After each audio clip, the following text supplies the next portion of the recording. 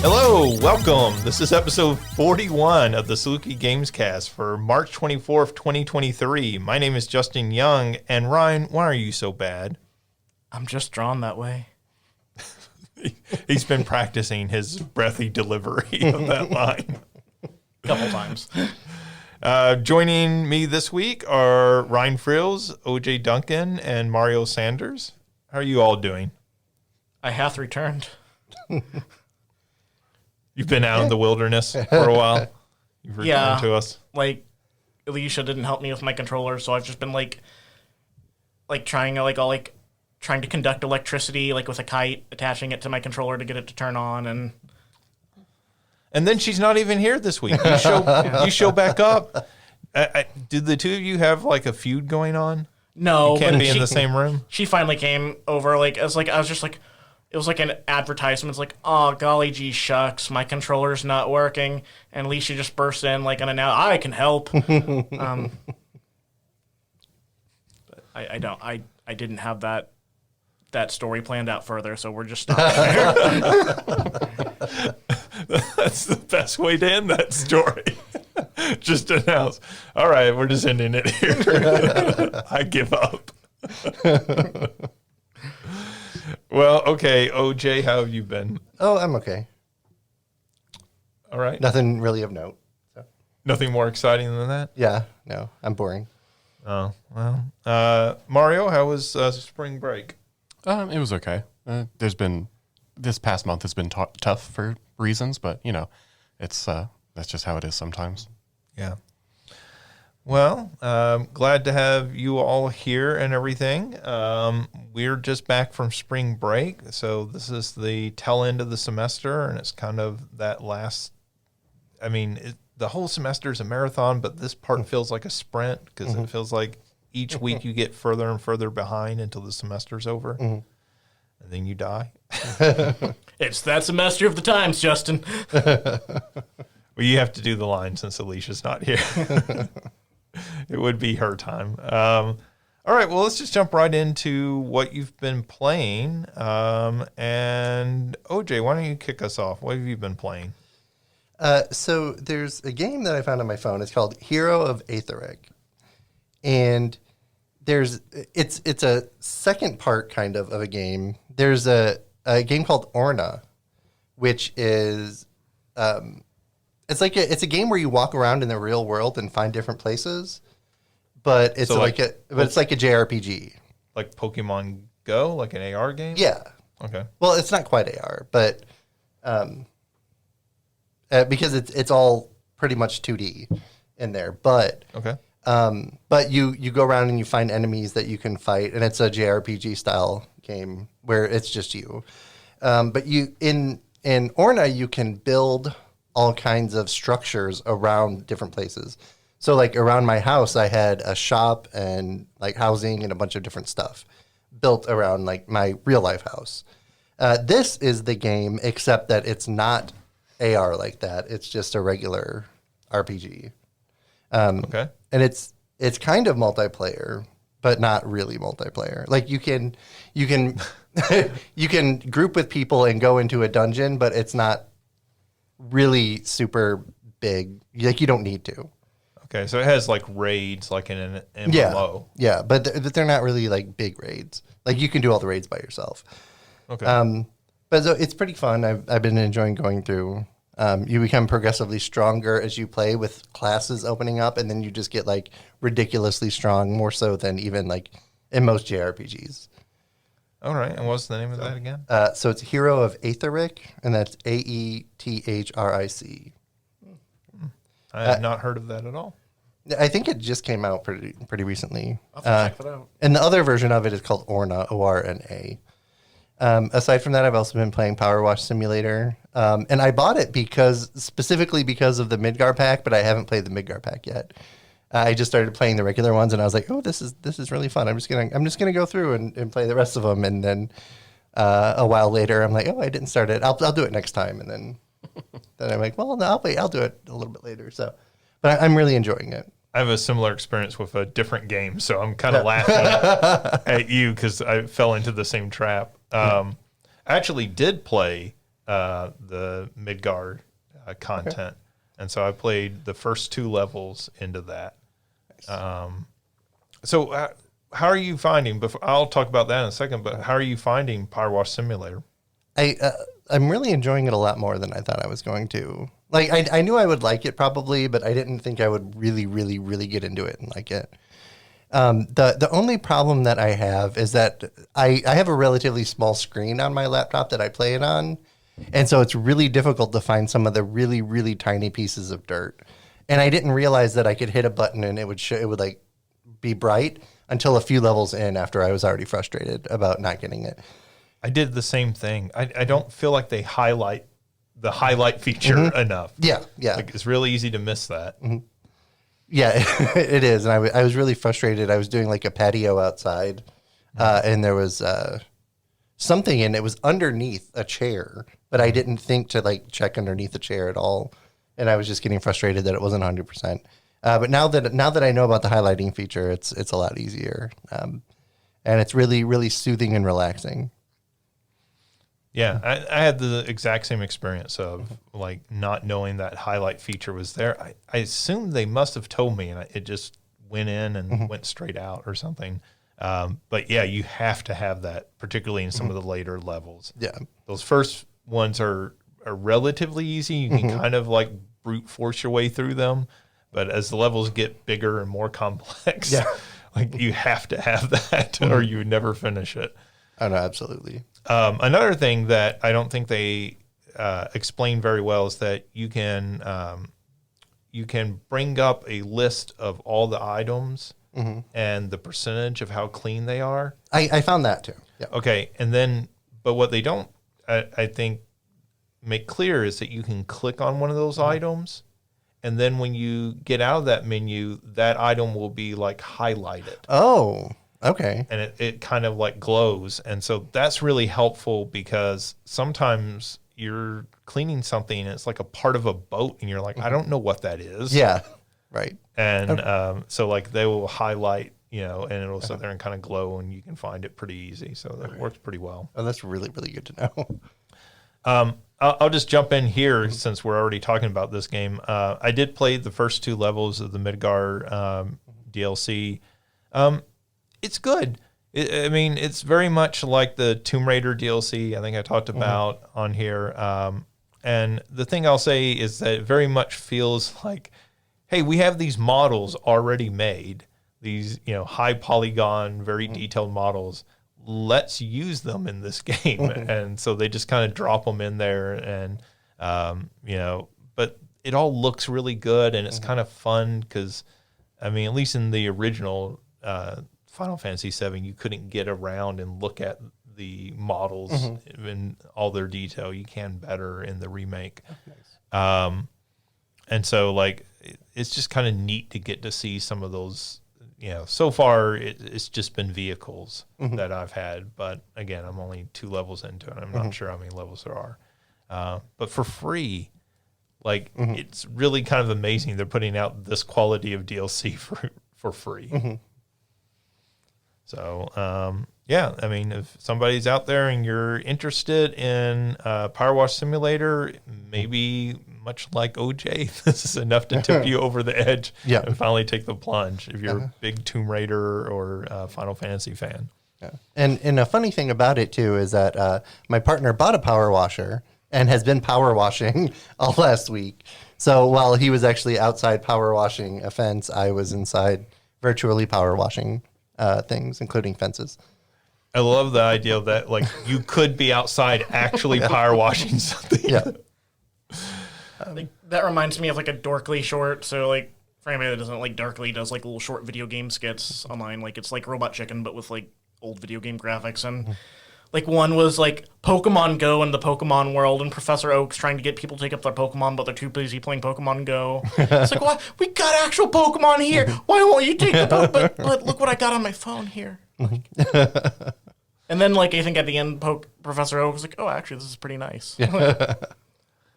I mean, I feel like with all these sort of like relaxed simulator games, so there's like Lawnmower Simulator and stuff like that. It's all like hey, instead of doing basic chores, why don't you play a game of basic chores? See, I did it. Like, Is Power Wash still on Game Pass? It Do you is. know? Okay. I know it's one that I know you've mentioned, and I have a friend who has played it, and it's fun to watch somebody play it as well. And so I thought about checking it out when I saw that it was on Game Pass, but I haven't yet. But didn't know if it was still there or not. Yeah, and the DLC is free for Tomb Raider and Final Fantasy, so you can download those. And you can play those without playing through the rest of the game if you want. You can just jump right into those.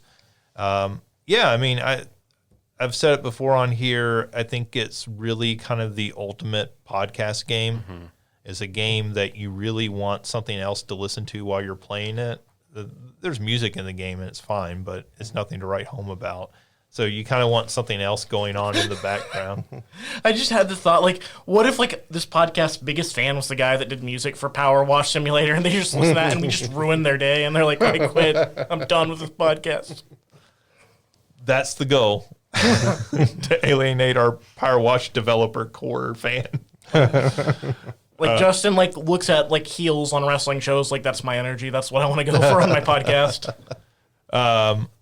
But yeah, I mean, it's that sort of a game, right? But it's very chill and relaxing, so it's worth checking out. Particularly if, like you already have Game Pass, because it's not going to cost you a dime. Mario, why don't we jump to you? What have you been playing?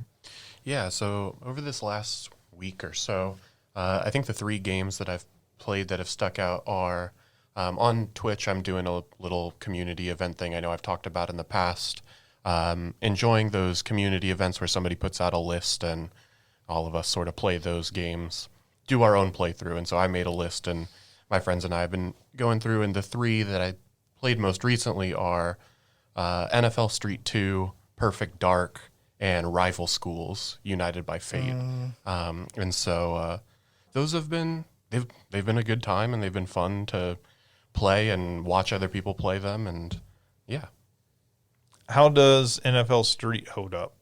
You know, that game is very silly, but when you compare it to other NFL games, thinking about like the Maddens, I actually think it holds up pretty well. I think because it's a little over the top with like the running on the walls and the style moves and all that sort of stuff. The gameplay actually is, I don't know, in my opinion, it's still pretty fun. I still think NBA Street 2 is one of the best basketball games ever made. NBA Street 2 is also a very good game. And I never played the NFL games as much, the NFL Street games. And so I'm always thinking, should I go back and play those? Like, I never gave those much of a chance. So, yeah, I know they made a 3rd one, and then I want to say they had it wasn't Street 4, but it was like an adjacent where it was like very similar but not the same.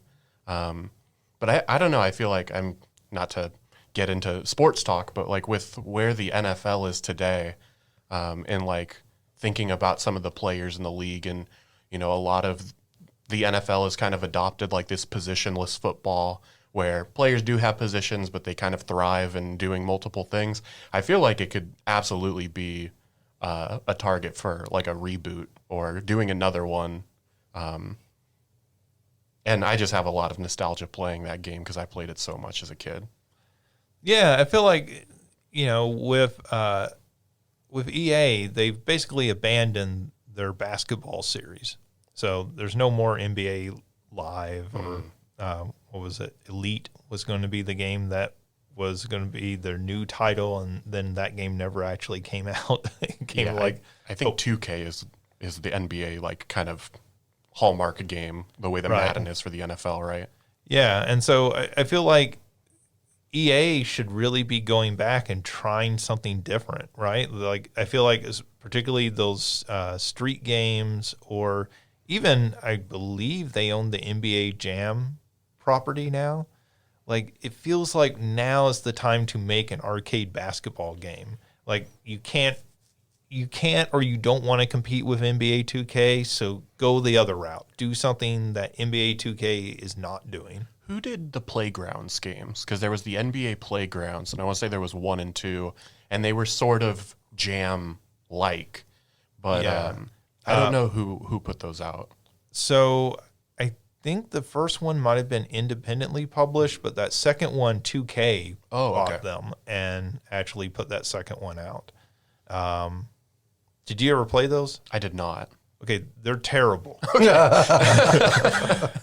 So, I say this only because I bought that first one thinking it's NBA Jam. Finally, like it doesn't even have to play exactly like it. It just has to be an arcade basketball game, and it is not at all what you want it to be. Gotcha. And I'm sure somebody likes those games, and that is our other listener, Ryan, is the main developer of that game. I'm sure somebody really likes those games, but man, I really hated that game when I played it. They did not itch the scratch that NBA Jam left. Our entire audience was the fan base for that game. Yeah, I'm sure it is. But yeah, there's nobody doing those sorts of games really much. I mean, other than Nintendo, with like their Mario Soccer and baseball and those sorts of games, nobody's really making those kind of arcade sports games. Yeah, and there's I mean, I think that this is in video games broadly, but especially with the sports games, there's this like belief that like the hyper realism is what people want. And there's, that's great from time to time, but yeah, being able to have a game with all the NFL players where it feels like, oh, this is what it would be like if they were playing at a park, the way that you do pick up football with friends or pick up basketball with buds. Yeah, I don't know. Like, it would be very cool. That's a game I would buy immediately if they were to do a new one. Yeah, I mean, there's also the Blitz series. They obviously haven't brought that back lately.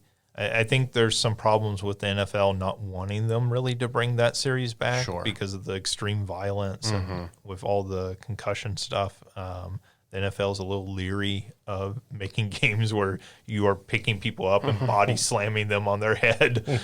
But yeah, there's Super Mega Baseball. Yeah. So those games are really good. If you just want kind of an arcade baseball game, those are pretty fun games. But outside of that, there's not a lot outside of the Nintendo games right now, which is really kind of sad. Even if people are doing budget ones, like even if you do a new NBA Jam without the actual players, or put a player creation tool in there so we can add the players that we want. Yeah, I mean, I think the only one that I can think of, but it's not an arcade style game, it's more of a tactics game, would be like the Blood Bowl for football, if you've seen or played any of those. Sure, I kinda wanna try those. But that's a very different experience than, NFL Street is. Yeah, and there's some indie PC games that are very much like, let's go back to like 8-bit style hockey. There's one in particular, I can't think of its name right now, but it's very much kind of like, this looks like Blades of Steel on the NES. There's a new one coming out that's a hockey roguelike called Tape to Tape. Okay, I don't know if that's it. There's a streamer I watched who he played the beta, and it looks pretty cool. Yeah. But that would be the other one that I could think of. Yeah, I mean, it seems like there's something to fill that gap. It seems like somebody could put out a $30 game that has some of the licensing in it. Especially these companies that are already paying for the license, and it doesn't seem like it's impossible to do that. But I guess I don't know much about the licensing side. All right. Anything else? Not much. I mean, some of the other ones are just normal, everyday type of games. One I'll play is called Super Auto Pets, which is just an auto battler. And then a couple of friends and I have gotten into playing a game called Perfect Heist 2, which is cops and robbers. I don't know what the right word would be. You've got some people playing as cops and some people playing as robbers, and the robbers are trying to rob this bank, and the cops are trying to stop them. And it's a fun little game. Is that like first person shooter? Yeah, so you have all these different classes for both the cops and the robbers, and so some of them are good at different things. Some of them have certain abilities, and the robbers blend in look exactly the same as all of the other patrons. So if you act like an NPC, the cops can't differentiate who is a robber and who is just an NPC. And so it's kind of a stealth game, kind of a deception game. But it's a It's a good one. Oh, that sounds really cool. Like, it sounds a little like Payday, but with that added like sort of mix of you don't know who the robbers are until they reveal themselves. Yeah. That sounds really cool. I had not at all heard of that game. Yeah, I hadn't heard of it until some friends in Discord started playing it, and I think it was on sale, or it was like $10 or something like that. I'm like, yeah, what the heck? And so it's been fun to play with them. What was the name of that again? Perfect Heist 2. All right, cool. Ryan, what have you been playing? Okay, so before I say what I've been playing, I just want to say, because we talked about it earlier and the thought came to my head, mix Lawnmower Simulator with a visual novel and base it off King of the Hill. There you go. There's the $1 million idea. Now, moving on. Real quick, so I found someone on TikTok who is a kind of a Dale Gribble cosplay and just does a bunch of things from King of the Hill as Dale. Oh, I got to check this out. I love how I think it's like real Dale Gribble or something. That segue felt like it was set up in advance and everything. Like, OJ just had that knowledge on hand. We were talking like behind the scenes, like, hey, we're gonna do this bit. This bit where we saw a TikToker. So a few games. First couple, not much to say about, just because I've been playing them for a while. It's like Marvel Snap, and I just want to say, I finally got, since I've last been on here, I finally got Noel, like the symbiote god character, who like gets like the power from all the cards that get destroyed, like at locations in the game. And not saying it always works, but when you have Carnage, Venom, and Noel, and you make it work, oh god, does it work. And aside from that, because like the new Game Boy and Game Boy Advance stuff came out. Hang on, before you move on, I want to ask about Marvel Snap, because I've been playing some Marvel Snap again lately, and so like people can quit, like they can retreat during the middle of a match. Do you find that people retreat all the time now? Not all the time. I try never to do that usually because it annoys me. It's just like it's a quick game. Just let's finish it really quick. I bet more than 50% of my matches end in the other player retreating. I've probably seen it happen more lately, but not all the time. I feel like they need to there needs to be a limit on that. Like by the time you get to the fourth round or something, after that you can no longer retreat or something. And granted, I'm not gonna say I never do it. Like if like I see Ego, the location that controls everything you do, come out, like I'm not doing this. I'm not watching a computer play my cards for me for 3 minutes. I'm done. But like usually like just let the game play out, guys. Like it's short, it's quick. Whether it's me or someone else, let the person have their victory. Like, yeah, it's I don't mind losing in that game because the games go so quick, like you said. But I do get annoyed when I put down my first 2 cards and somebody immediately quits, and I'm like, my first 2 cards weren't going to beat you. I don't know what you're doing. Yeah, and like if I know I'm going to lose, like. I'm like, I as long as it's not again like like the Ego Planet thing or something like that, just I'll let the person have the win. Like I won't without me without winning by me canceling. Like just let them have the fun of like getting their victory. I've never played Marvel Snap, but the purpose of retreating is you lose less gems or something like that. Whatever the right word is. Is that right? Yeah, Yes. Which I think should be the opposite, if anything. Yeah, I mean, I guess it's supposed to add another layer of strategy that you can like back out, but it just adds frustration because I'm like, I guess I'm not playing the game seriously enough. Because like my thing is, I don't care if I lose, and most of the time I'm not losing. Like, and not to brag or anything, not that I'm that great, but like I feel like I probably win at least, every time I lose, I win at least 2 matches to match up with that. So it's not like I'm getting on there and I'm losing, 29 out of 30 matches. And it's just a frustrating, like you're always losing type of experience. Right. But of course, again, I'm not ranked super high, so I'm not playing against the best players. I feel like I'm, probably down at the low ranks or something at this point. Yeah, I'm sure I'm not doing great either. So And And so when you snap in the game, you double the amount of experience you get. And then on the last round, once it plays, it doubles again. Okay. And so if you leave, you can leave before it doubles. I was gonna say I knew that there was the snapping aspect to like increase the risk or cost or whatever. Yeah. Is there a consequence or a punishment for retreating at this point? I mean, you do lose whatever is already out there, right? Whatever So like you've anteed thus far. Yeah. So I mean, it's like folding in a game of poker, right? It's like, okay, well, you lose your ante, but like you're not losing any more bets or anything. Not that you're betting throughout the game, but I mean, as an analogy, the best we can do. But it's also like it goes so fast, and you're not actually betting anything. Like you're not going to lose anything that dramatic. My fake internet points, Justin. I mean, like I can see it as a strategy, and I think like in the first 3 rounds, maybe it makes sense. So like if in the first 3 rounds, sometimes I'll play and none of my 1 or 2 value cards come out. And so I get through those first 2 rounds and I haven't played a single card yet. Right. Yeah. And that can be really frustrating. And so like I'm okay in that situation. Or if it's a situation that I suspect is happening a lot where somebody just doesn't play a card and I suspect they're like starting a game and then something's happening wherever they are and they have to like they miss their chance to play their card because you have a limited time.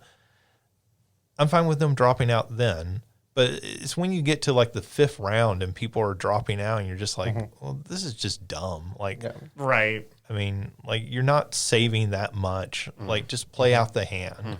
Yeah.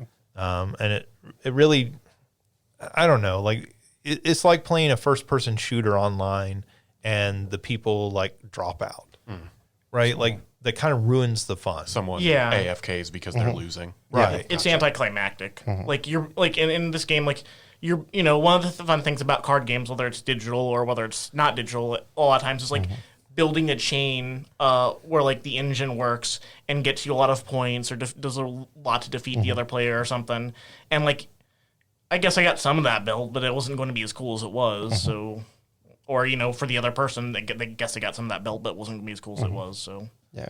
And if nobody snaps, it's the difference between 1 and 2 experience points. So it's not like huge.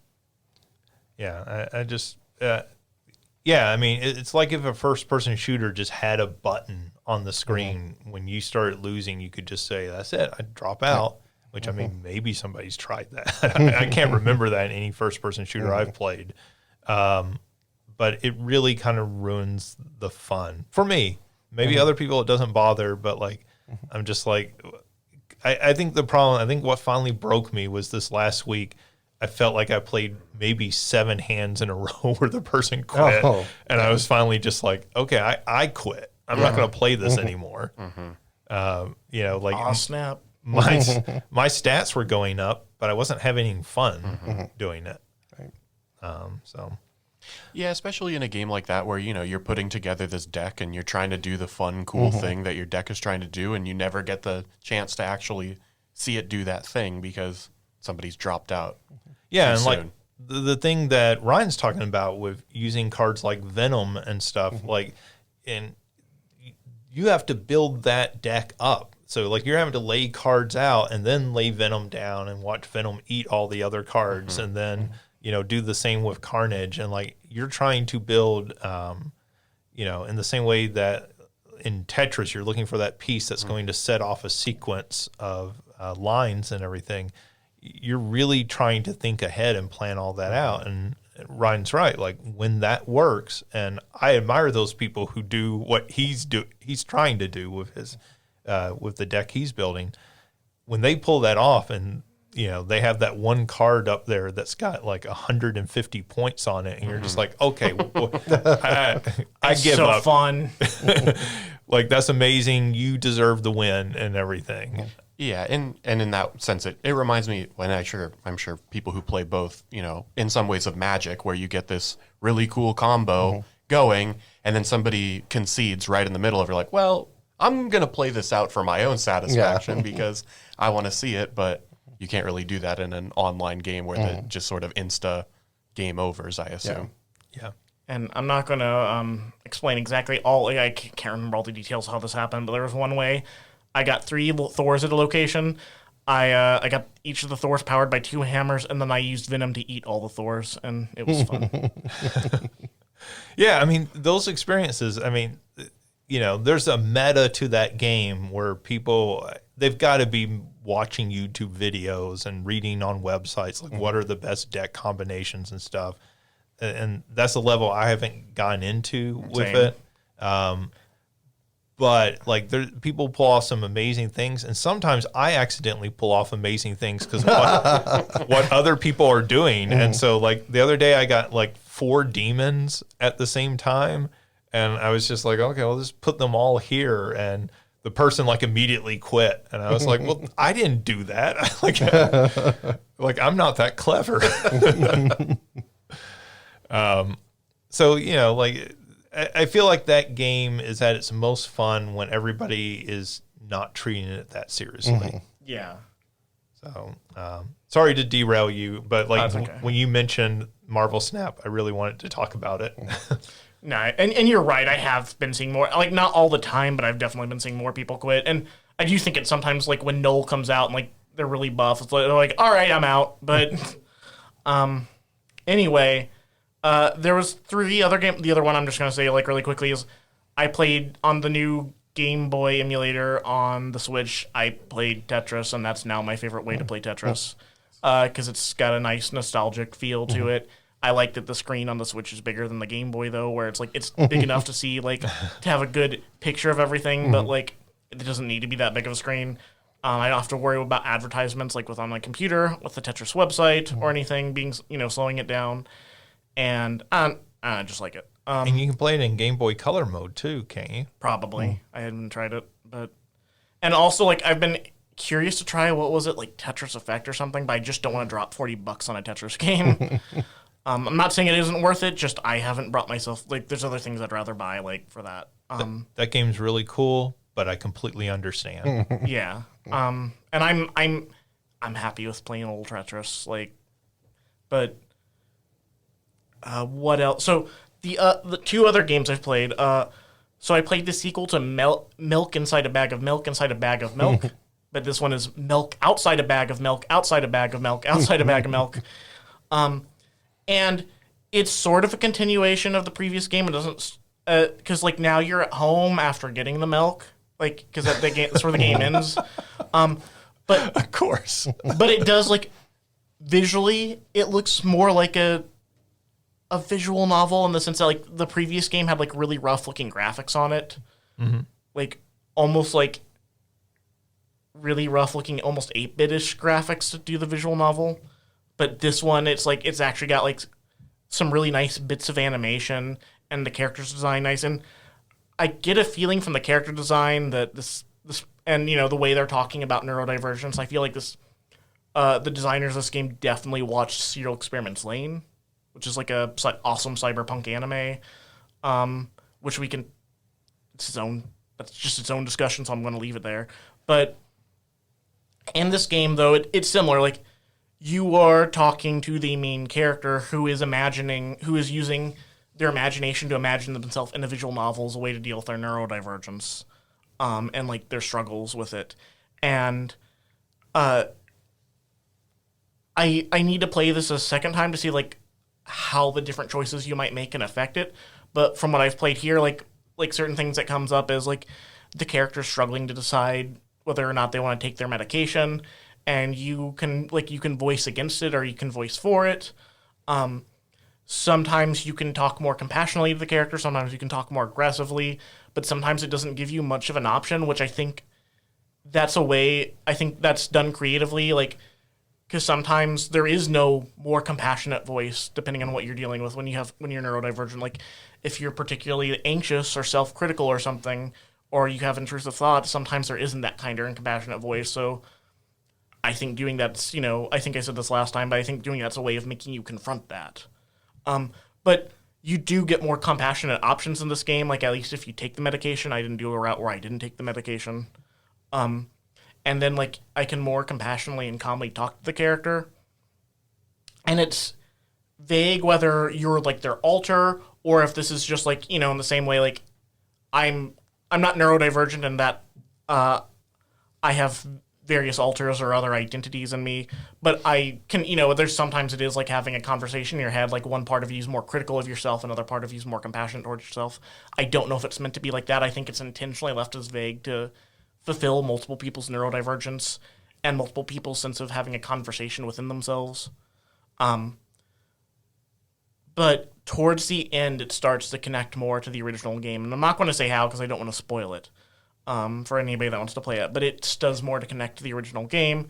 And finally, the other thing I want to say is one thing it does to change things up is there's a little bit more, there's point and click in this one a little bit. Some of the point and click is fairly directed, like you can just only pick like one thing, like it's aiming at what it wants you to pick. But then you later get the option to like pick various things. And I still really love how this talks about neurodivergence. But yeah, milk outside a bag of milk, outside a bag of milk, outside a bag of milk. Okay, can I point out that you said you didn't want to spoil it? The milk. Oh, God. I should have caught that. I'm the one that makes bad puns. Oh, okay, well. I was trying not to laugh while you were talking about like neurodivergence, and like I wasn't laughing at neurodivergence. I wasn't laughing at that, but I was laughing at the unintentional pun. But it's such I love like what this game can do. Like, and this is longer than the other one. I think this lasted for me more like around 40 minutes or something. But I like what these games can do in a short amount of time. And what are you playing these on? Switch. These are on Switch? Yeah, and I got them both in a pack that I think was like, I think I got them on a sale, so I think I might have got them for like $6. Which, for $6 for two games that are really short but like have a lot to say and do it beautifully and hauntingly, I definitely recommend these. My favorite visual novel game is still If Found, but I really love these. Right.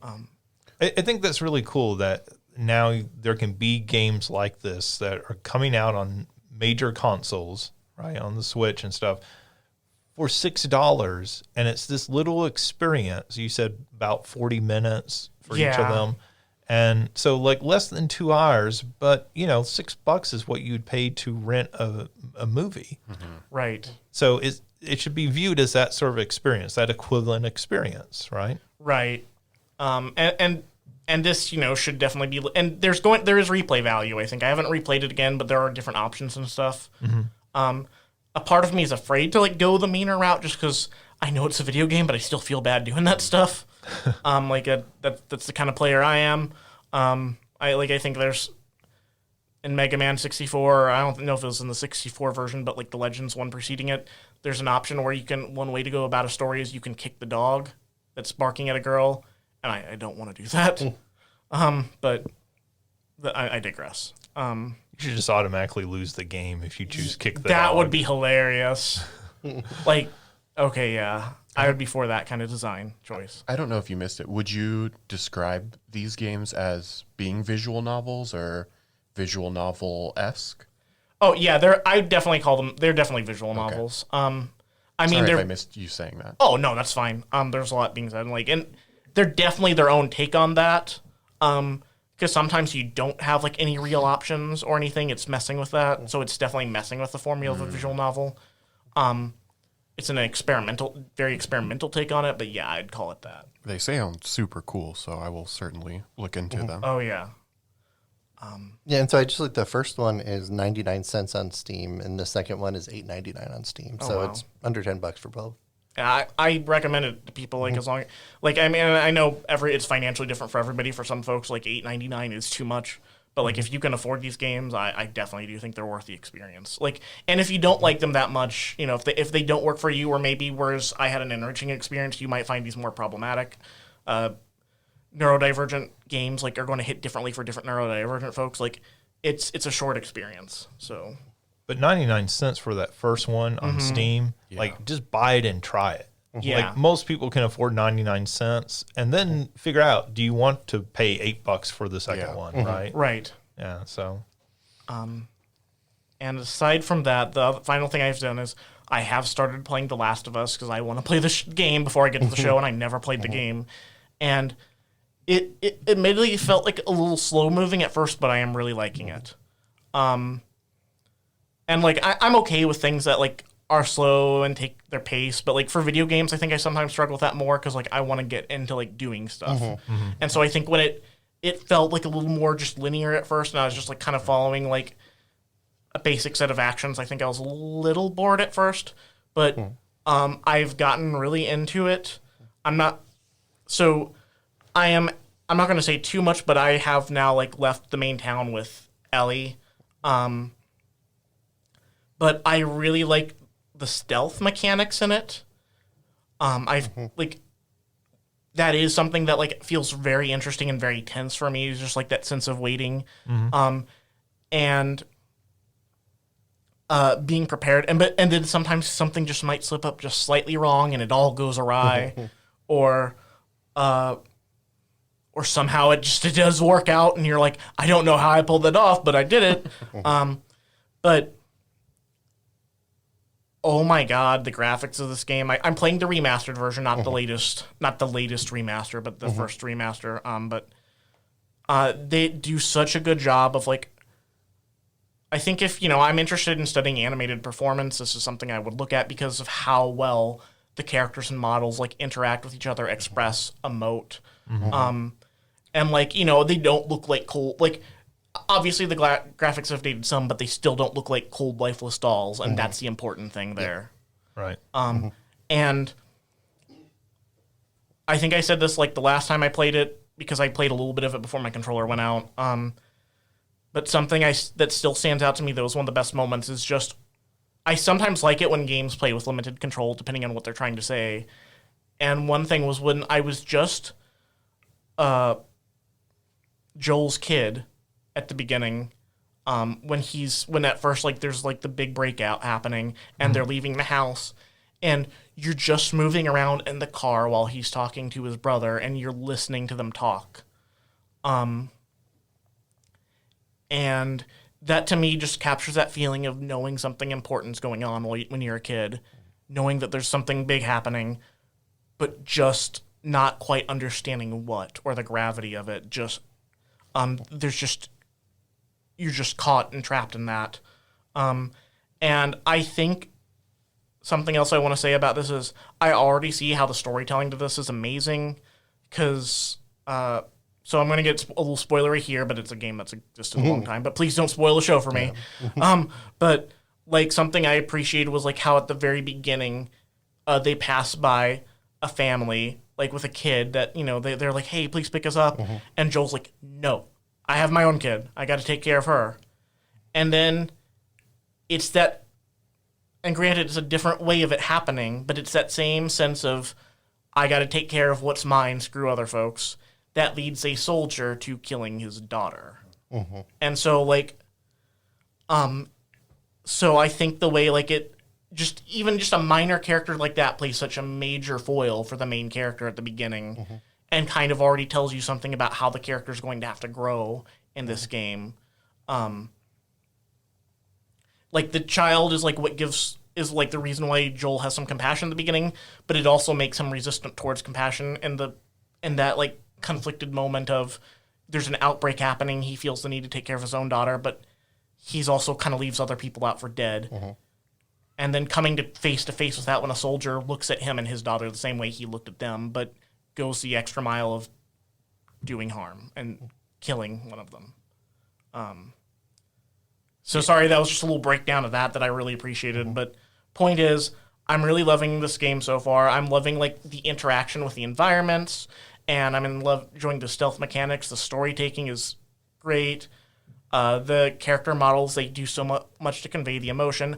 I see why this game has been such a big deal. Yeah, I think you're going to like the rest of the game. Yeah. If you're having that reaction right now. Yeah, I mean, that is a very, very good game. I know it doesn't click for some people. Some people don't like it because it is very much a cinematic game. And so it does not have the same emergent gameplay that, some more open games have. But but it's just very, very good. There's a reason they made it into a TV series. Yeah. There's a reason it works really well being made into a TV series.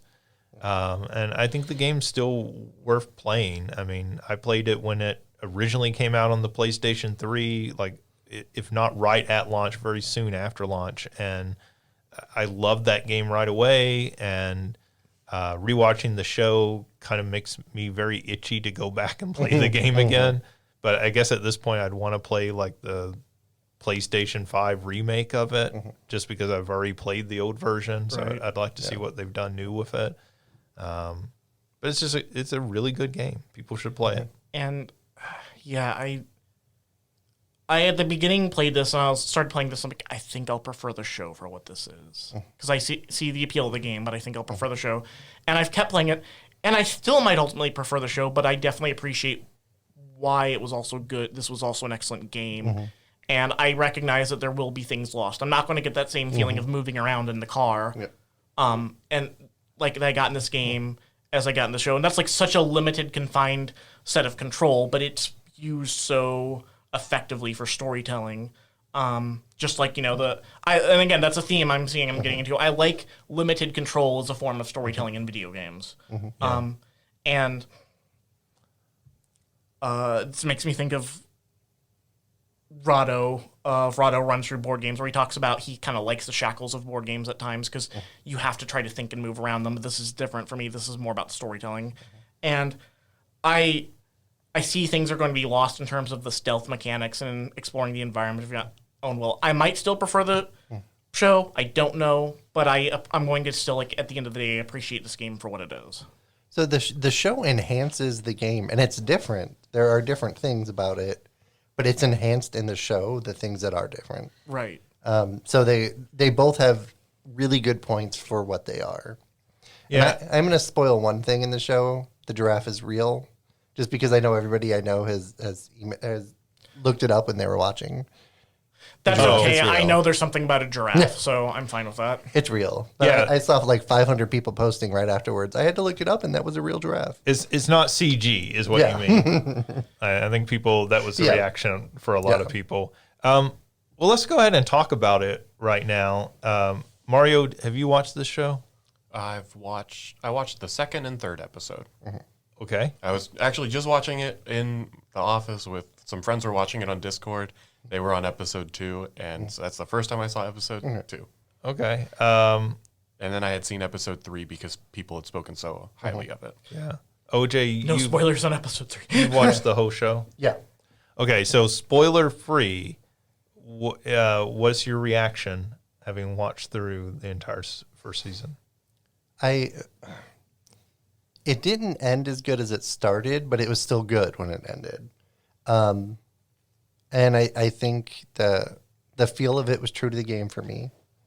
Even with the differences, it was enhanced all the way through.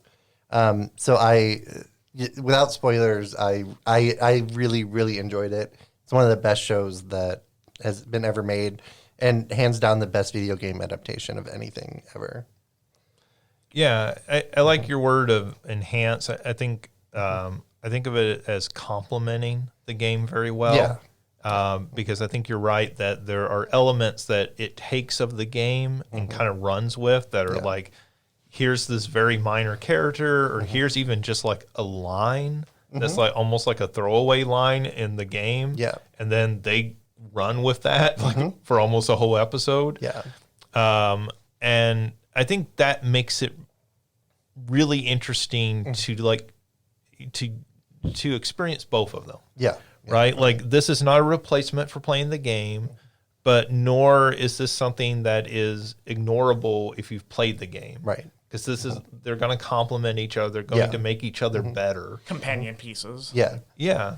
And that was not what I was expecting when I sat down to watch the show. Right. And I came away from it very similar, I think, to you, that by the end I was a little disappointed, but I think some of that disappointment comes from that game feels like a journey. Yeah.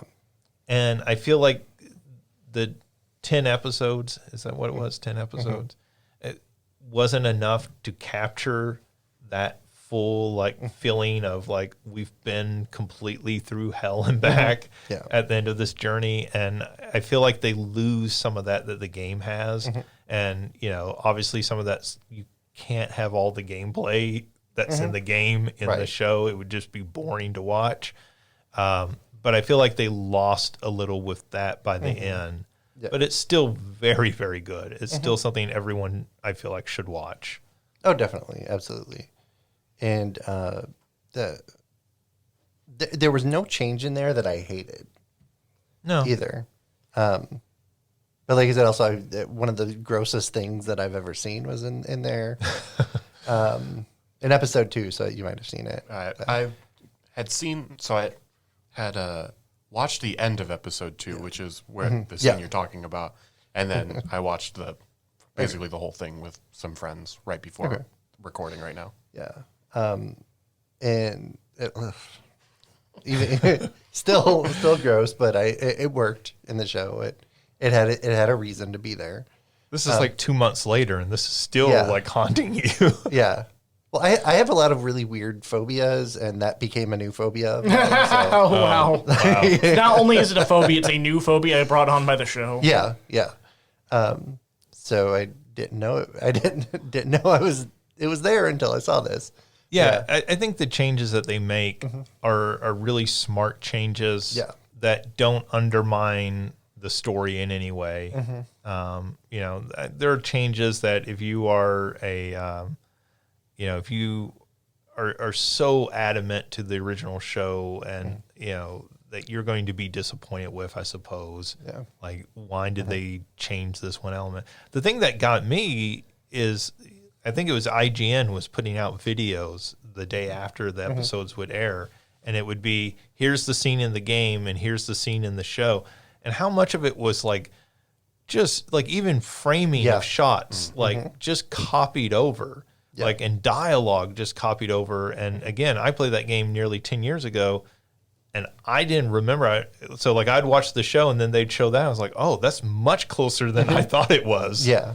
So, like, I think people complaining about little changes and stuff. I know some people were upset about what they did with Melanie Linsky's character, and I was like, I don't know, that was really interesting and like much more detailed than we ever got in the game. Yeah. So, So I do have one question, and this might be kind of spoilery. So Ryan, if you would prefer to not hear the answer, I can wait until after the show to get an answer. Does the first season go all the way through the first game? Yes. Yep. Okay. That's fine. I'm okay with that. That's not really a spoiler. Okay. Yeah. I didn't know if they would cut it halfway or, if they would, try to extend to multiple seasons, because now I don't know what they'll do with the second season, if it's just going to be part 2, but... Yeah, part 2 is going to be multiple seasons. Okay. This ends exactly where the game ends. Gotcha. And in fact, I had a friend ask me this question. She was very concerned about watching it and then it being on a cliffhanger. There's no cliffhanger. You can watch this first season as like a mini series, and there never has to be a second season. Much like you can play the first game and never play the second game, and you'll be fine, because it is a self-contained story. And, it's much more like a novel than what you traditionally think of a season of television being. Gotcha. I like that. Like, because I'm not against cliffhangers. Like, some of my favorite stuff have them like at some point. But, like, I think, like, right now it's just nice to be able to watch something that's, like, self-contained and it tells you the whole story. No, I agree. Absolutely. It's fantastic. So if that's a concern for people, then don't be worried about it. It tells a full story. And, there are people who very much dislike the second game, and those people can just ignore it. They can watch the first season and never have to watch another episode. I haven't played the second game yet, but I'm going to get the remake for the PS5 and play through that, and then play the second one. I liked the second game, but I get why people don't like it. Okay. Is the second game, now, was it for the PS5 or was it for the PS4? That was for the PS4. Okay. It came out very late in the PlayStation 4's life. And so this PlayStation 5 remake is trying to make the two of them feel more seamless. Where, Okay. like, you could play part 1 and go straight into part 2, and most of the mechanics and the look and the graphics are very similar. I haven't played the remake, so I don't know. You know, I've seen videos of it, obviously, but I haven't played it, so I don't know how true that is. But part two is a good game. It's a much longer game, and it's a much storyline wise, it's structured very different. So that's what I'll say. All right. So for me, I already talked a little bit about Power Wash Simulator and that DLC. The other big thing I've been playing is more DLC. At least that was the plan, to play DLC. So I re-downloaded Dead Cells and bought the Return to Castlevania DLC that came out for it because it's Castlevania. And I ended up just playing an awful lot of Dead Cells and not so much of the Return to Castlevania. Yeah. So this DLC, I played Dead Cells before there was any DLC for it. And I played through that game. I beat it. I loved that game at the time. It's really fantastic and enjoyable. And then now I've gone back and I'm playing it, and I see how they integrate the DLC. And there's one pack that's entirely free, and then all the rest of them cost money individually, or I guess you can buy a complete pack of them. But they just make them, when you finish a level in that game. So for those who don't know, Dead Cells is a roguelike. And as you get through to the end, there's usually multiple ways out of a level. So they just add the DLC levels into that. So like when you get to the end of the first level, there's just stairs that go down, and they're like stairs out of Castlevania, the actual castle. And you go down, and then there's just a door that says outskirts of the castle outskirts, I think is what it actually says. And then if you go through that door, all of a sudden you're like in Castlevania, basically. And then there's several levels, and they have Richter shows up, and Alucard shows up, and Dracula, and all the like big named characters that you can think of. They all show up in the game, and they like weave it in. So like you play through the first couple of levels. I don't think this is a spoiler, but like you play through the first couple of levels, and you get to the end of it, and it's like, oh well, now you have to go off and do something else, and then eventually you unlock the ability to get to the rest of the castle, but you have to go through the main Dead Cells levels to get to that part of the castle, and you can't just like start at the beginning and go straight to them. So it just makes you play a lot of Dead Cells to get to the new content that you want, which is fine because Dead Cells is still an amazing game. And that game still plays incredibly well. It's still a blast to play, and I'm having to restart because I'm playing it on PC now. I originally played it on Xbox when it was on Game Pass. And it still just controls better than just about any action game, at least 2D, side scroller. And they've added so much, not even DLC. There's new levels in there. There's a bank level, which was not at all in there when I originally played that game.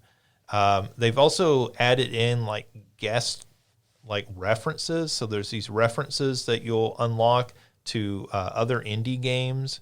So there's like references to like Shovel Knight and like all sorts of games like that are in there now. There's just a whole lot of new content. That's a gigantic game, even if you don't buy any DLC. That's a huge game. I mean, for what it is, this little indie roguelike is kind of amazing. So going back and replaying that's been great. The Castlevania DLC is really neat. I guess if my one criticism of the Castlevania DLC is that it's all done in that Dead Cells art style, which is not necessarily congruent with Castlevania style. And so some of the characters' adaptations are a little wonky. Yeah, like they're not ugly, but they're not the generally aesthetically pleasing style that I associate with Castlevania games. So that's my biggest criticism I can lay against it. But they do have music, and they do have like remixed like new versions of Bloody Tears and all those like sort of classic Castlevania tracks. So really cool and completely worth your time to play, I would say. All right, let's move on to the news, and we're going to try to get through some of this pretty quickly. I think a few of these headlines we've actually kind of talked about. Okay, we're going to talk about some Sonic because Alicia's not here, so we can express our true feelings. Oh man, how much I hate this character. The first major DLC update for Sonic Frontiers, titled Sight, Sounds, and Speeds, is coming. I guess actually it should have come out yesterday. I don't not have Sonic Frontiers, so I haven't been able to play that yet. But I'm guessing Alicia, that's why she's not here. She lied to us. She said she had something to do. She did. She had to sit at home and play the DLC for Sonic Frontiers. So I have a confession. I bought Sonic Frontiers. I have not played it. Nobody tell Alicia that I've bought it, but She's not going to leave you alone. I was texting with her a little over spring break because I was watching a playthrough of Sonic and the Secret Rings, which is god awful. And I think I just texted her, so like, there is no way Sonic Frontiers redeemed this franchise. You cannot make me believe that. And then I saw that it was like extremely on sale, and I was like, okay, I'll buy it. So I've not played it yet, but I will at some point. I mean, look, I've told Alicia, we talked a lot of crap about that game when the first trailers came out because that game looked terrible from the early trailers. But everything I've heard from a variety of different people has been that that's actually a pretty good game. That's what I've heard as well. So, you know. I'm curious to try it. I guess what I want, though, is kind of what it gives us with, like, Sonic in the open world. But I want, like, the neon, maybe kind of futuristic, like, 80s-esque Tokyo, like, from the older Sonic games. Because something I liked about... So, like, I couldn't really ever get that far into the older Sonic games. I'm not that good at side-scrolling platformers, and I'm not good at them in Sonic. And they're bad. Yeah. But something I did love was some of the aesthetics of those games. Like the second level, I think, in like the second Sonic game, when like you see like that really cool Tokyo cityscape, like in that, Right. and like in the colors they use, and I want that world, like a 3D version of that, and I can see, I guess a part of me can kind of see the appeal of dropping Sonic in a realistic world. It just doesn't work that much for me. No, I completely get that. I think you still get that in some of the like behind the back like running sections, like that are like little mini levels in the game. But yeah, I completely get that. Like there was a definite style to those 90s Sonic games that has sort of been lost as they tried to make Sonic more realistic. You know, like let's have Sonic make out with a real girl, right? Like that's the classic example of it. And you're just like, Sonic already has Amy. Like, what does he need a real girl for? Amy Rose is our other fan who doesn't actually exist is crying somewhere now. Like, I'm not a real girl. No. And I mean, like, I guess I will always tease about Sonic being not very good, but I agree with you that the aesthetic of those early Sonic games are fantastic. Yeah, that's the only thing I like about them. Like, they captured that 90s attitude era better than just about any other game series. yeah. Like other games tried to mimic that, but like they really do that super well. And, you know, Sonic tapping his foot if you like don't move him enough and everything. Like nobody else has ever gotten that as right as those games did. And like, here's the thing. Like, so I make a lot of fun of Sonic, but the truth is, I want to like a Sonic game. Like, I like the design. I like some of that earlier artwork. I mean, hey, I said I want to like one. I didn't say I actually like one yet, so I'm not a sicko yet. I think even wanting to like a Sonic game makes you a sicko. Well, all right. I guess I'd at least join you in that club then, Alicia. But, I mean, at least, you know, like, yeah, okay, yeah, there's issues I need to work out there. It's okay. This is a safe space To get called a sicko? to share your deep Sonic deviations. Whoa, hold on. In the realm of video games, Sonic is like the far right. Oh, God. Yeah. So Oh, yeah. Like, Sonic is attending the Jordan Peterson conference. He wants to tell you all about it. with Onion Boy. But no, Turnip Boy. That's who it was. Yeah. Like, God, Sonic and Jordan. I can kind of see it. Oh, my God. You know Knuckles got him into it. Knuckles is the one who starts sending him some YouTube videos going, hey man, Sonic, check this out. This guy's got some really cool ideas. And now, like, Sonic has, like, an alt-right YouTuber account called Sonic the Hedgelord. That's her name for this episode, I think. Sonic the Hedgelord. Maybe not. I don't know. Let's see. Nintendo producer has said Bayonetta Origins is not necessarily the end of the Bayonetta series. They want to do more spin-offs. What do you think, OJ? You're a big Bayonetta fan. I don't want more like young Bayonetta stuff. It's not okay with me. I still like I don't know if there's a whole lot that they could do in between, Bayonetta not being a child and Have you played it? I haven't. No. Okay. I'm We've gonna get talked it. about Yeah. I'm gonna get it and play it, but I haven't yet.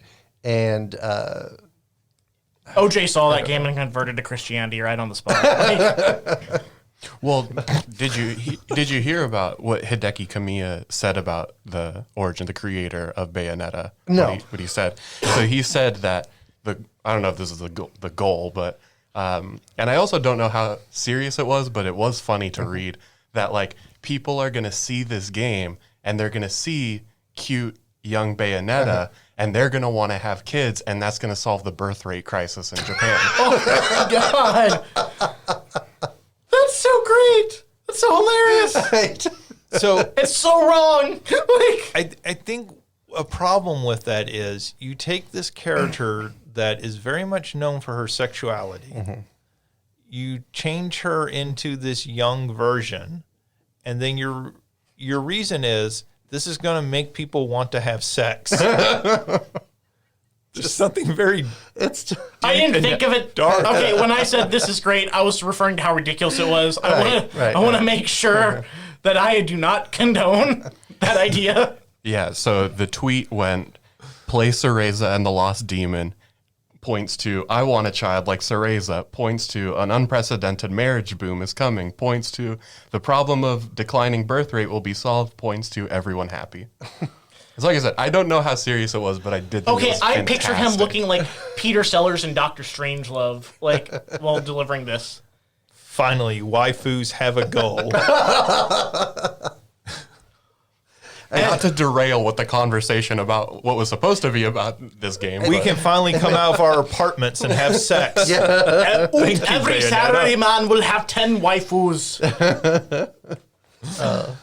Oh, what is going on in Japan?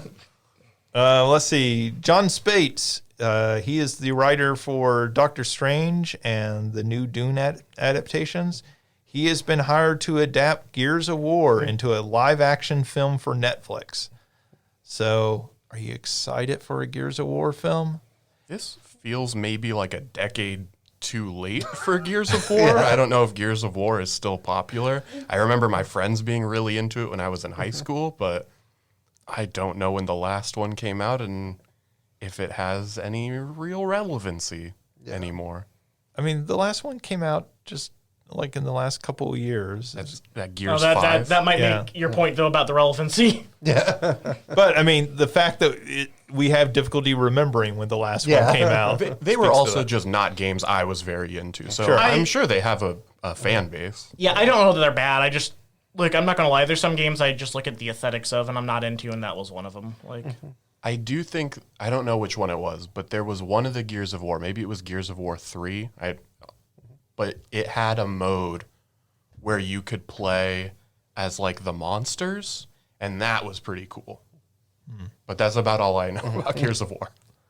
I mean, they're they're cover-based shooters, and like I never got into them, and I keep meaning to go back because I played some of the first one, and I was like, I don't know, this just doesn't do it for me, and I keep thinking I'll go back and try it, but that hasn't happened yet. So we'll see if it does. But anyways, they're making a movie. Dave Bautista has said that he really wants to star in that movie. If Dave Bautista is saying he really wants to star in your Gears of War film, you'd have to kind of be crazy not to just write him a blank check and let him do that. But go ahead, sorry. You're just not going to get anybody else bigger to be in that movie. I mean, like, literally. Right. Good point. But like, people have passed up like the perfect option before, though. Like, I think like I still remember Bryan Cranston was like, "Hey, I would like to play Lex Luthor. That is like the perfect choice for Lex Luthor." And then they're like, "Nope, Jesse Eisenberg." Like, Eisenberg over Heisenberg. Yeah, but you can't hold that against them. That was just in their series of we're making every wrong decision for DC movies. Snyder Bros, send your hate mail to all of us, I guess. That might be Alicia. Alicia might be sending us hate letters. Let's see. There were a series of new game announcements, so we'll kind of run through these real quick. They're making a Toxic Crusaders beat-em-up that's going to be released later this year. So Toxic Crusaders was a cartoon in the 90s, and it was sort of an also-ran of Ninja Turtles. We're going to have this team that fights together, except it was based on characters that had been given special powers via toxic waste. So it's like the Toxic Avenger, but like as a cartoon. Was this a spinoff of that? Because I know Toxic Avenger did get a cartoon. Yeah. Oh, God. And they're making a beat 'em up, like in the style of Ninja Turtles and the arcade games, or the one that got released last year. Who is asking for this? There's like those 5 fans, and they all listen to our podcast. I just feel like you could have. There had to be bigger properties you could have gone out and got. You could have gone out and got the He-Man property or the G.I. Joe or some other bigger name than Toxic Crusaders. I mean, He-Man did kind of make a comeback recently, too, with like Masters of the Universe Revelations, which is a good show. I liked it. Second season wasn't as good, I thought, but I liked it. Let's see. They announced a Lego 2K Drive game. So this is an open world Lego kart racing game where you have transforming vehicles. So while you're driving your car on the road, it'll be one vehicle. If you drive it off road, it transforms into an off-road vehicle. You drive it into the river, it'll turn into a boat. So it's like the Sega and Sonic All-Stars Transform racing game, which is actually a really great game. But this is open world. So in that way, it's much more like a Burnout Paradise, it seems to be. Is that like the Forza Horizons as well as that? Yeah. Okay. Yeah. We were talking about this one in one of the Discords I'm in. That N64 Discord, Lego Racers holds some amount of space in all of our brains because it was an early one that we played, and that game is really wonky. But it does look pretty cool, and I mean, I'm not a racing game person, but I would certainly watch somebody play this or look into it as it gets closer. Yeah, I mean, it looks interesting. Like, and you know, certainly the world needs more arcade racing games. So they are making what they are calling a AAA 3D Ninja Turtles game. And it is going to be based on the comic book The Last Ronin, and is said to take on a God of War style. God of War, is that like about squash, like an angry squash? Yep. So The Last Ronin, my understanding is basically a storyline where in the future all the Ninja Turtles are dead except for Raphael. Oh. And he has taken all of their weapons and he is fighting the forces of evil, but like he's carrying a katana and a bow staff and nunchucks and all of that. And it's apparently the best Ninja Turtle story ever told, according to people who are really into comics and have read that. It seems weird to make a Ninja Turtles game without 4 Ninja Turtles. It seems like that's always been, kind of the consistent thing. Like if you make a Ninja Turtles game, it's a 4-player game, and it makes perfect sense because you have 4 like key characters. So it does seem a little weird to do this, but I mean, cool, I guess. I feel like we need Alicia here. She's our big comic book reader. OJ, you're a big Ninja Turtle fan, right? Yeah, I don't know if I want to play if I can't be Donatello, honestly. But I mean, I guess if Raphael has his stabs. Yeah. But I'm not a big Ninja Turtles fan, but I'm kind of interested in some of the new stuff they're putting out because, like, I saw like the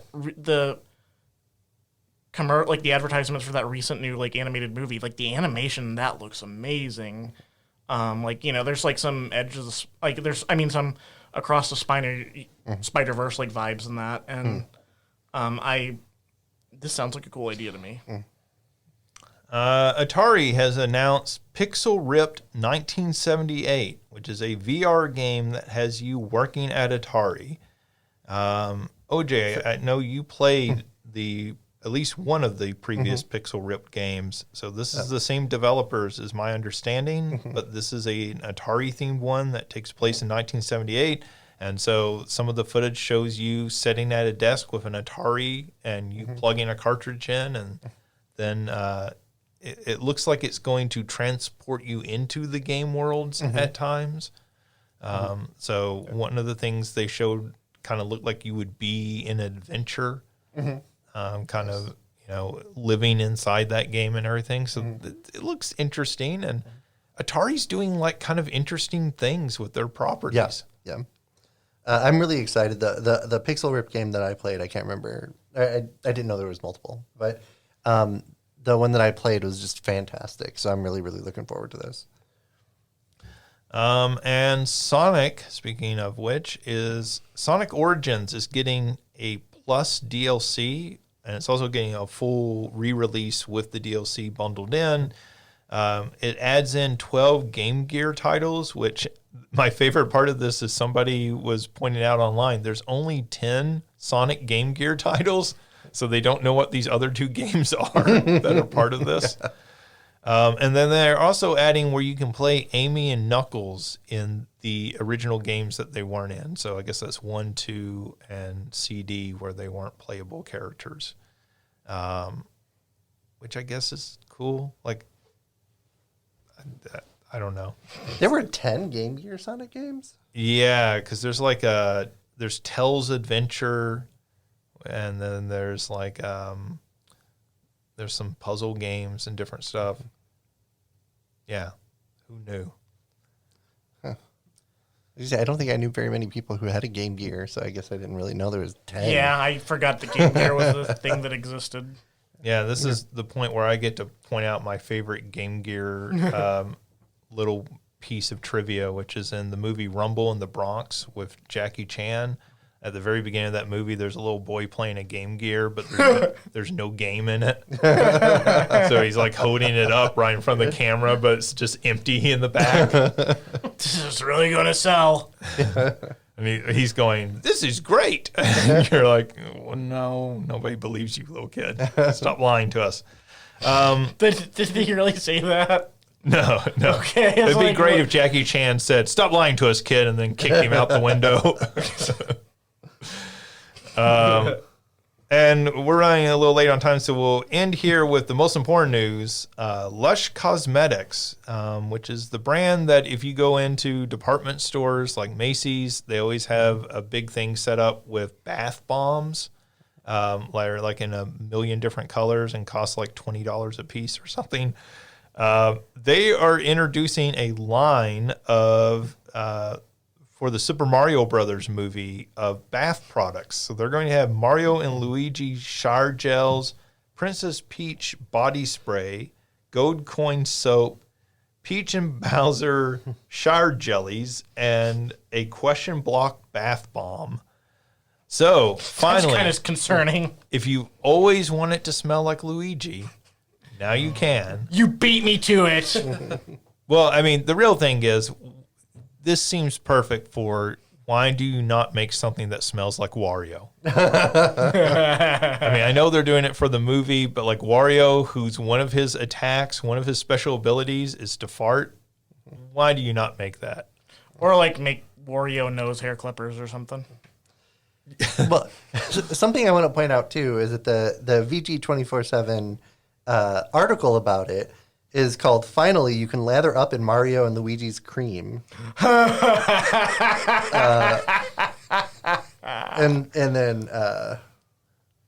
so I saw that and I was like, "What?" And so I went and looked in it. So it's the shower gels, but yeah, the article is they didn't hold any punches back when they were making some jokes about that. I mean, the new year of Luigi, everybody. Yeah. the thing that's weird is like that Lush stuff is pretty expensive. Like I'm not exaggerating. Like those bath bombs are individually like over $10 a piece. Yeah. So who is this for? Finally, we can smell like these characters for a good price. Is this marketing for the movie? Yeah. Okay. But like I'm trying to think who's going to buy it because like you're not going to buy this for little kids most likely. It's too expensive to buy it for little kids. You would go to CVS and buy whatever Mario shampoo they have on the shelf and everything. And you know, like are there men and women who are going to go out and buy this and pay like $15-$20 for Mario shower gel? Also, I just want to say that there's a missed opportunity in that there isn't a Bob-omb bath bomb.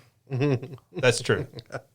Bomb, bath bomb. Let's say that 5 times fast. That's like Bob blah blah's blah blah. Be good for a musical track. All right, that does it for news. So that takes us to our big question. We are continuing our Mount Rushmore of gaming. We have 2 spots already filled. We have Mario and Miss Pac-Man already up there. This week we have a 3rd spot to fill. We have some names here that we have carried over and some new ones that we've added in. I'll just open it up to all of you. Is there one of these that you feel strong should be the 3rd name, 3rd face on that mountain? I'll do Alicia a solid and say I do think Sonic should be up there. Oh, we could have the pleasure of saying we elected Sonic without her. Okay, maybe that would be too mean. I know. I don't know. Yeah, that does seem mean for some reason. It's not, but like for some reason it feels cruel. That we I don't think it was, but then I put it that way. Give all of the Sonic praise, like Sonic is a foundational character within games history. The who would episode she's question? not here. Who would question the design of these games? Alicia's really showing like her true video gaming spirit because she's not here to like boost Sonic. Like, not a real fan. Well, she's playing the DLC, so yeah, it's like she's boosting Sonic. Let's be honest. We know where Alicia is. She's at home playing that DLC and saying, "I'm just so swamped." getting through everything new in here. So I've been thinking about what the credentials for this will be for me, for me to feel comfortable voting for something, and so I think that I'm going to go with different, really big gaming systems and have one from them. So we have Mario for Nintendo, we have Ms. Pac-Man for Atari. So that leaves Sega, Xbox, and PlayStation for the big ones. I mean, there's been plenty of other ones, but those are the real big ones that really influenced. Where's your Vectrex everything. character? Yeah, the Ouya who's going to change games history. It's a great paperweight. As you say, if we went for computers, there was that one game that was oh shit. Oh yeah, So we'd have that person. the Pac-Man knockoff. Oh shit! I'm kind of surprised Cloud isn't on here. Yeah, I think we had the Chocobo on there for that's Final right. Fantasy. Yeah, that's right. We talked about that. Should it be a specific character or should it be one of the Sids? Yeah, I mean, I like this is difficult, right? Because there's a lot of characters that you can make an argument for. I think there's a strong argument for Sonic. I think we talked about that Master Chief has fallen off quite a bit in recent years. He doesn't feel like a few years ago, 5 years ago, maybe even, he seemed like much more of a solid pick. Yeah. But I mean, if you're thinking about him now, then you'd have to put his butt up there from the show. So that was the only memorable thing from the show. So you'd have to put him without his helmet on, and then everybody would be like, "Who's that guy?" And his dog Banjo. yeah, That's right. His dog was so important to the story. Who would you, if you were to pick one from Xbox, who would it be? Shrek. honestly, I don't know because I haven't played a whole lot of Xbox. So I honestly don't know. I'd have to defer to other people for the Xbox One. And can I ask you the same question for PlayStation? PlayStation. Polygon Man. Snake. Lara maybe? Croft was PlayStation exclusive. Their right? original mascot for PlayStation was Polygon Man. Polygon Man. Okay. Could be Tommy Tallarico. I was Lara Croft for me. Lara Croft. For PlayStation, I would think. But I think she runs into the same problem that Master Chief does, doesn't Yeah. she? That like Lara Croft, even again, like 5 years ago, coming off Rise of the Tomb Raider, and they had the movie coming out, like that seems easier. Yeah. And they're making a new game. I have to imagine, and this is not like to say that this is who should be on it. I have to imagine Kratos is like the top, the like pinnacle of PlayStation right now, Right. as character wise. Right. And Another one who's not on this list, but I think would be intriguing and it would look silly in Mount Rushmore form is Game & Watch, Mr. Game & Watch. okay, yeah. For PlayStation, I'm thinking of like, it's hard for me to think of like a mascot now, but like in the past, I guess I think between Crash Bandicoot, but I feel like Spyro has aged better, maybe. Yeah, maybe. I think the other one, and maybe it's fallen off a little bit, thinking about when I was, I don't know, middle school and stuff, would be Sora from the Kingdom Hearts. Oh, Yeah. yeah. Oh, yeah. But yeah, I mean, I like the logic of like having one from the major sorts of like consoles or companies. But yeah, for Xbox at least, Master Chief feels like that's who it should be. But as of now, it's sort of like, how big is Master Chief compared to Mario and Miss Pac-Man and whoever you would pick for? I feel like last. I feel like you need recognizable characters. And so then you have to think like, where do we get recognizable characters? What games give those? And traditionally, like platformers gave us very recognizable characters. So, we have like Mario and Mega Man and like Samus and all those sorts of characters. But one of the things I did think about when I was putting this rundown together this week was fighting games. And we don't have a fighting game character on there unless you count Super Smash Brothers. In which case, maybe all of these people are fighting game characters. And then we have to have the debate: is Smash a party game? Or It should be a party game. So I had Ryu and Scorpion onto this list, and I think Scorpion is the more famous of those two characters. I think he's the more recognizable at this point. And I think there's a strong argument for like a third-party game when we're talking about Xbox and PlayStation. Yeah. Like, what is the most recognizable character? It's probably not their first-party characters. It's probably some third-party game, right? Like it's Dante from Devil May Cry or something like that. And so I think there's an argument we could, choose somebody like a Scorpion. Yeah, I think the other one, in terms of thinking about like a third party, could be like a Leon Kennedy. Yeah. Especially considering, I mean, not to, Resident Evil 4 just came out again, but my the Resident Evils, I feel like Leon might be the most recognizable, or Maybe Chris Redfield's triceps. or Lady Dimitrescu. now she's the most iconic now. She's just the peak of the mountain.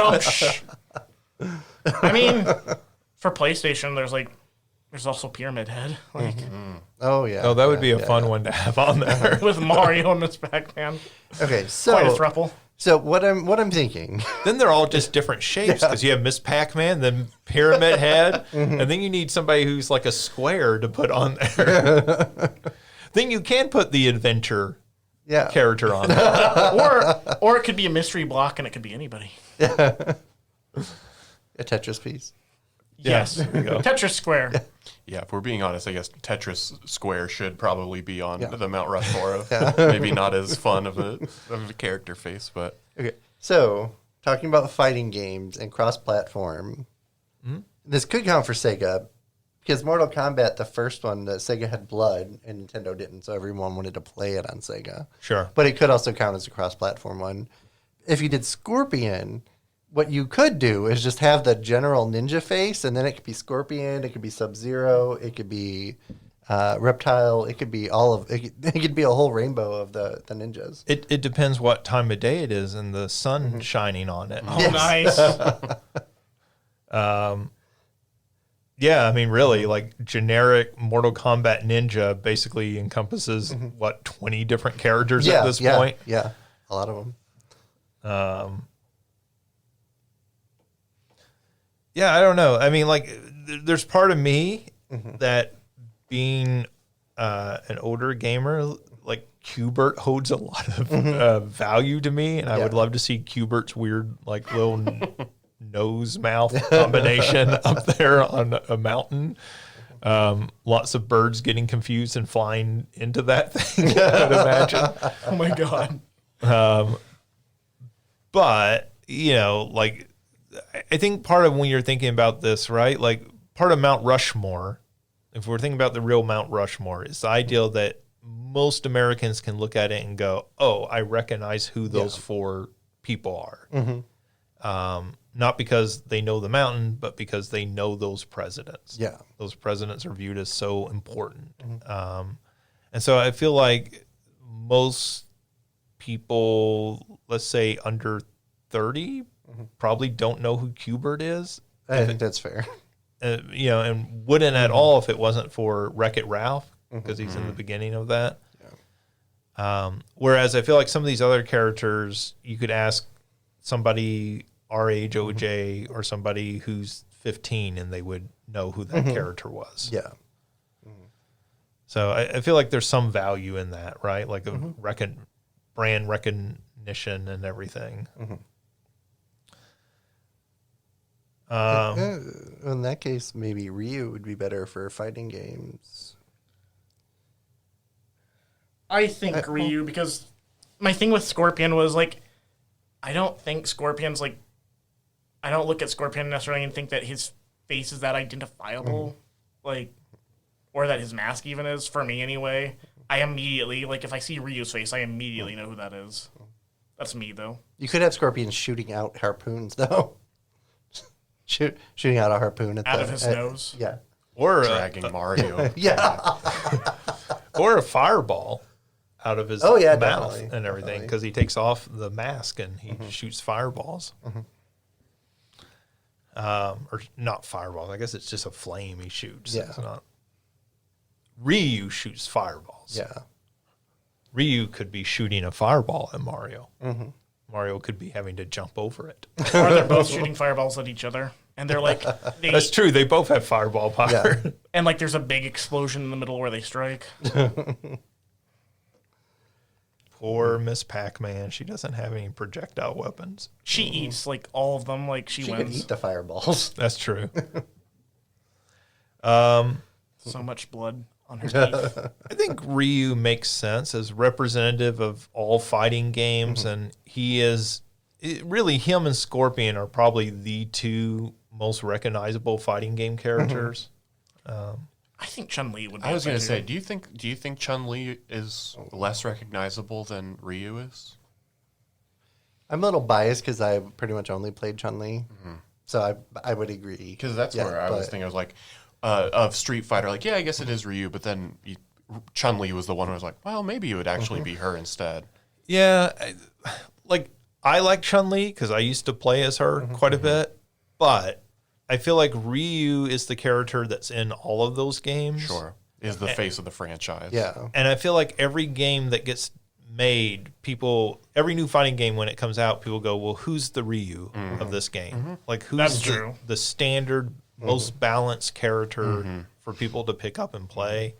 And I feel like he has that impact in a way that Chun-Li and Scorpion honestly don't as much. I mean, Scorpion is maybe more better known because there's been more good Mortal Kombat movies than there have been Street Fighter movies.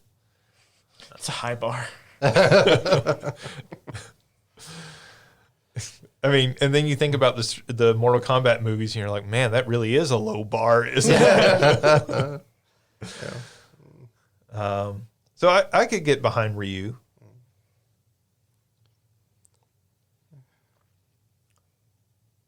Yeah. What do you all think? Yep.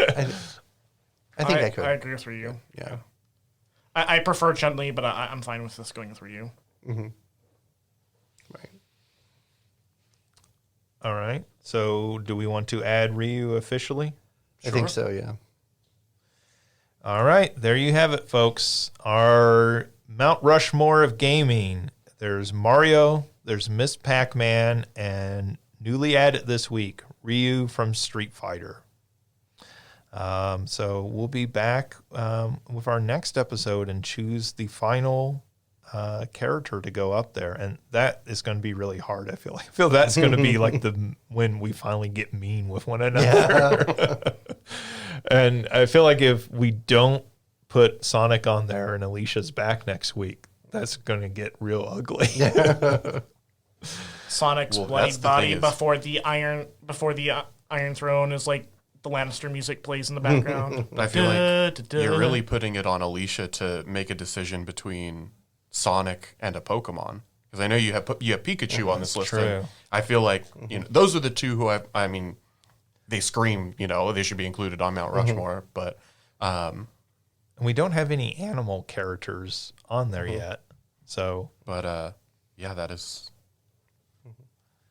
going to be a tough decision for Alicia to make. It's going to be a real Sophie's choice for her. I feel like we made her do this in the Game of the Year discussion too, didn't we?